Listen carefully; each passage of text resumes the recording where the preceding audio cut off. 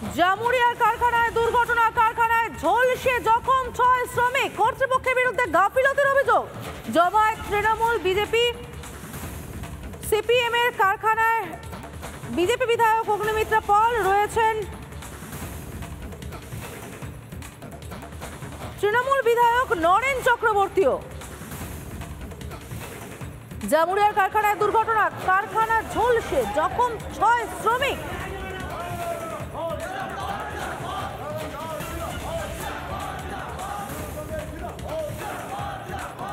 জামুরিয়ার কারখানায় সেখানে ঝলসে গেল শ্রমিকেরা, ৬ জন শ্রমিক ঝলসে গেল এবং কর্তৃপক্ষের বিরুদ্ধে গাফিলতির অভিযোগ উঠল।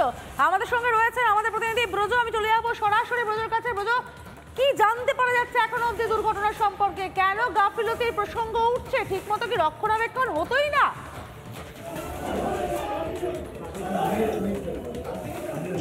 দেখো, একেবারে কারখানার যে জামুরিয়ার যে কারখানা, সেখানে একটা দুর্ঘটনা ঘটেছে। যে জ্বলন্ত যে লোহা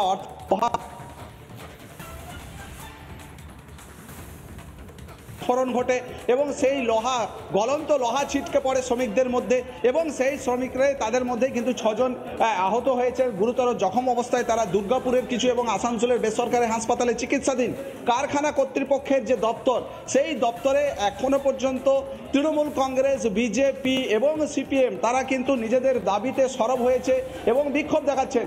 আমরা দেখেছি যে মুখোমুখি হয়েছে বিজেপি, তৃণমূল কংগ্রেস এবং সিপিএম, স্লোগান পাল্টা স্লোগান হয়েছে এবং বলা যায় যে রাজনৈতিক যে চাপানোতর, সেই চাপানোতর চলছে। কিন্তু একদিকে দেখা যাচ্ছে অগ্নিমিত্রা পাল, তিনি দপ্তরে একটা রুমে বসে আছেন, বিক্ষোভ করছেন তাদের দাবি নিয়ে। অন্যদিকে নরেন্দ্রনাথ চক্রবর্তীর নেতৃত্বে তৃণমূল কংগ্রেস তাদের দাবিতে বিক্ষোভ করছে। আবার নিচে দেখা যাচ্ছে যে সিপিএম পক্ষ থেকেও কিন্তু ইতিমধ্যেই স্মারকলিপি দেওয়া হয়েছে।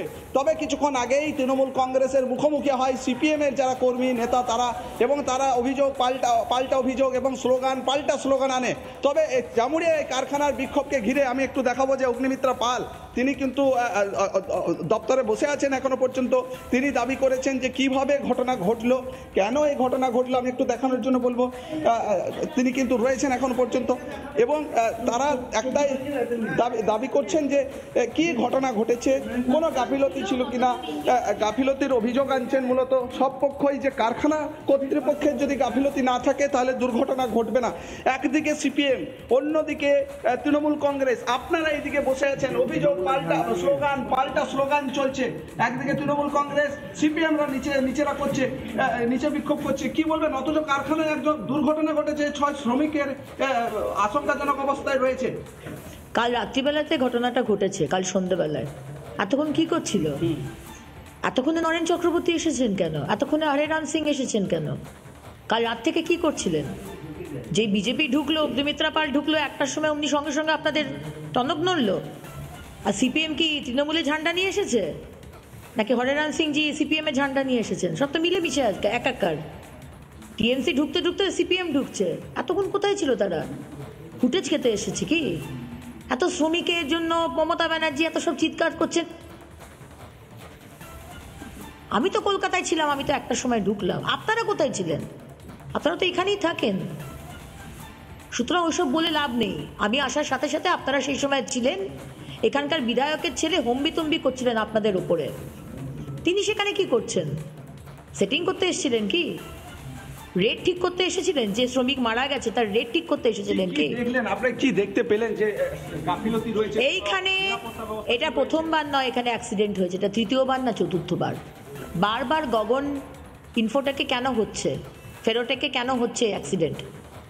আজকে যখন অ্যাটেন্ডেন্স রেজিস্টার চাইছি, কালকে কারা কারা ছিল আমি অ্যাটেন্ডেন্স রেজিস্টার দেখব, দিতে পারছে না কেন? 2.5 ঘন্টা হতে চলেছে বসে আছি। যে এখানকার যে প্রেসিডেন্ট, তার বুকে ব্যথা হয়ে গেছে।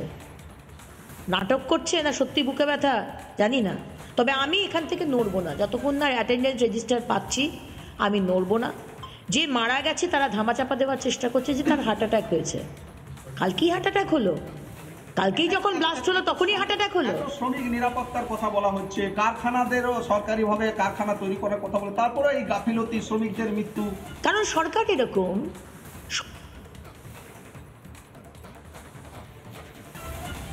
আমরা শুনছিলাম অগ্নিমিত্রা পলের বক্তব্য। জামুরিয়ার কারখানায় দুর্ঘটনা, ঝলসে জখম 6 শ্রমিক, কর্তৃপক্ষের বিরুদ্ধে গাফিলতির অভিযোগ। তৃণমূল নেতা অভিজিৎ ঘটক তিনি কি বলছেন শুনবো। গাফিলতি তো আছেই, না হলে অ্যাক্সিডেন্ট হবে না। একটা দুর্ঘটনা ঘটেছে এবং কর্তৃপক্ষের গাফিলতি ছাড়া এই ধরনের দুর্ঘটনা ঘটার কথা না। তাই আমাদের শ্রমিক সংগঠনের পক্ষ থেকে আমরা এসেছি যাতে শ্রমিকদের সেফটি থাকে, সেই ব্যবস্থা যাতে হয় আগামী দিনে, এবং যারা দুর্ঘটনা হয়েছে তাদের সব রকম সহযোগিতা যাকে কর্তৃপক্ষ করে, তাদের চিকিৎসা থেকে শুরু করে তাদের অন্যরকম কম্পেনসেশন সব রকম যাতে তারা পায়, সেই কারণেই আমরা এখানে এসেছি।